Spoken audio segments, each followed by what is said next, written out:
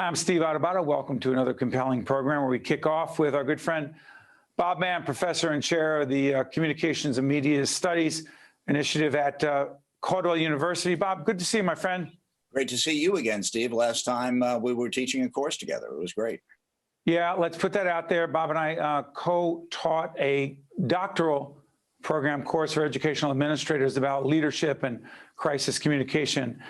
Great initiative. But today we're talking about podcasting. There's a new initiative at Caldwell University that teaches podcasting. Bob, talk about it. Yeah, Steve, we really thought that podcasting was something that we could bring to the outside community in addition to our undergraduates. And we already had a radio broadcasting course. I had developed a podcasting course. It generated so much interest among the undergrads, we thought that people in the outside community could benefit as well. So it's a 4-course podcast certificate program, and people can complete it in 1 year, and they learn public speaking, radio broadcasting, but of course, focus heavily on podcasting. Bob, it's interesting. You've been doing podcasts for a long time, and actually plug your podcast right now. It's called Hot Media with Bob Mann, and people can find it on Spotify, Apple Podcasts, right? That is correct, Steve. Hot Media with Bob Mann. We talk about the hottest controversies in mass media and also the hottest new content in mass media. And I have a wide variety of guests. I had a political science professor on the other day talking about politicians in trouble and how they manipulate the media. And this week, I'm interviewing a guy who's producing a totally online situation comedy. So we run the full spectrum of media. But here's what's interesting, and I've been on your show before, you've been with us, we've taught together, and you've been in the communication media business for more than a couple of years. My question is this: what's the difference between podcasting and doing a broadcast, a radio show, a television show that looks like radio? What's the difference between that and podcasting? So many people ask that question because they say, well, isn't it just a radio show? It kind of is. And broadcasting is radio communication intended for the general public, AM and FM, whereas podcasting is a digital audio file of a radio style broadcast for a very specific targeted audience. Now, people like Joe Rogan, they're getting millions of listeners, but a lot of people, maybe with a business or some specific interest, they are very narrowcast, and people download it and listen to it whenever they want. You're also your own employer as a podcaster, but you don't have the infrastructure of the radio station to back you up and publicize you. So those are two of the key differences. The main one being broadcast radio over the air, AM and FM, podcasting over the internet for places like Spotify. But Bob, obviously media broadcasting is evolving every day. It's evolved dramatically in the last 5 to 10 years. But the business part of podcasting has always fascinated me.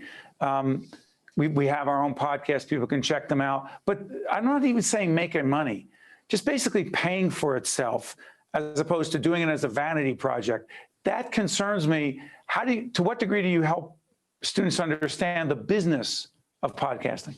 Well, the title is called Production, Performance, and Purpose. They have to decide what the purpose is of what they're doing.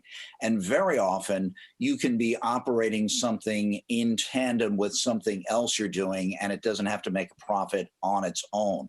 But a lot of these platforms for podcasting, they want you to have up to 20,000 unique downloads before they'll even consider advertising, and you can monetize it. It's not that easy to monetize, but it is something you can use for a lot of other purposes. And just like Think Tank is part of your entire media arsenal, Hot Media is something I use at Caldwell University, as well as something I am building toward, hopefully, monetizing. But it's a challenge. There's over 2 million podcasts out there. Yeah. 5 years ago, how many do you think there were? Meaning, how much expansion has there been? To what degree has it exploded? It's exploded over the past 5 years. That's why I actually used my sabbatical to learn everything about it. I felt I had to make a transition from broadcasting over to podcasting for my outside career, and it really has gone up tremendously. Supposedly, overall, there are 48 million episodes out there. A lot of these, though, are not active podcasts. They're called pod faders. They start, they find out it's too much work, they drift away. You have to know why you want to do it. You know, I'm curious about this, but and again, to disclose, Bob and I have had conversations about media and what makes for a great interview, what makes for great broadcasting. There are a lot of folks who think, this goes all the way back, I'm going to date myself, to Johnny Carson, when people say, well, that looks really easy. What he does is easy.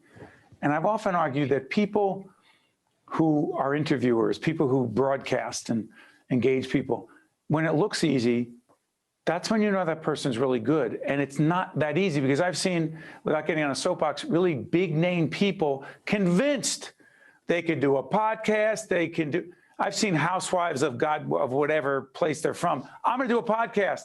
And they think it's all about them as opposed to something different. What am I getting wrong here, Bob? You are 100% spot on, Steve. I once had a friend insult me so much, almost ended the friendship. Oh, well, anybody can do a talk show. Really? It's not just a list of Q&As. It is not just having a conversation, with someone else among a couple of people, because it has to be a conversation that's important and interesting to other people.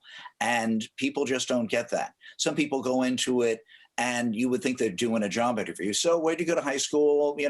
What's your age? They're going through their list. Yeah, they're just going through the list like they're interviewing them instead of trying to find out what they're talking about, something that only that one person has the authority to deliver and answer on, some story that you've researched. You don't want to be overcooked, but at the same, keep your curiosity fresh. But at the same time, they go into it totally blind, and it's a disaster. It's actually a very hard job, and everybody says it's just talking.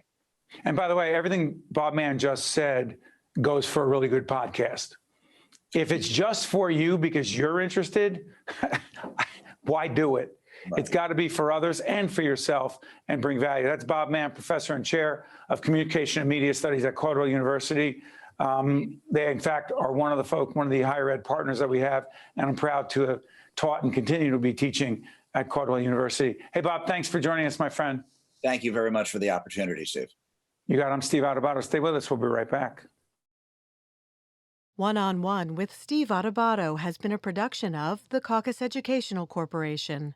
Funding has been provided by PSE&G, RWJ Barnabas Health, Bank of America, NJM Insurance Group, the New Jersey Education Association, the New Jersey Board of Public Utilities Clean Energy Program, Horizon Blue Cross Blue Shield of New Jersey, the New Jersey Economic Development Authority, and by the Fidelco Group. Promotional support provided by CIANJ and Commerce Magazine, and by AM 970 The Answer. It's time to save, New Jersey.